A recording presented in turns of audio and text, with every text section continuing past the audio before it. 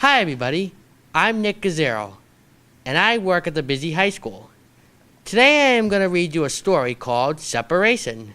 It's a good Thomas story, and it's really exciting, so let's read. It was a beautiful spring day on the island of Sodor.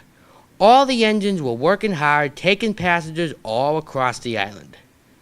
Sir Topham Hatt came to see Percy at James and Tidmouth Sed's. "Percy, you can have the day off because you worked so hard this week," said Sir Topham Hatt. "Thank you, sir," exclaimed Percy. Then he turned to James. "James, you are going to take trucks of hay to Farmer McCoyle's field." Sir Topham Hatt then left. Percy didn't like the fact that James would be leaving him for the day. "Can I help?" he asked.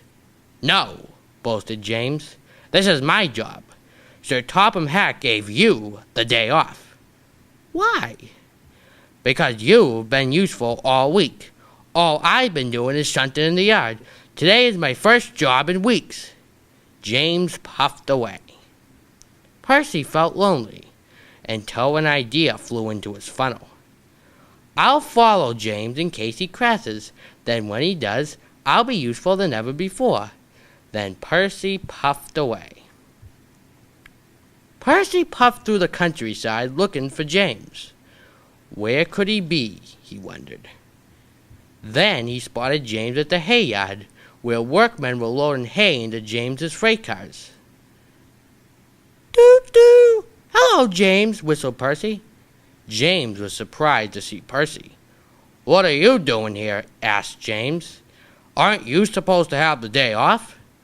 "But I'm lonely." "Please go home," said James nicely as he puffed away. But Percy didn't listen. When James was nearly out of sight, he puffed slowly so that James wouldn't see or hear him. Soon James arrived at Farmer McCoyle's field with all the hay. "Thanks for being so useful, James," said Farmer McCoyle. Just then, Percy puffed up again. "Hello, Percy," said Farmer McCoyle.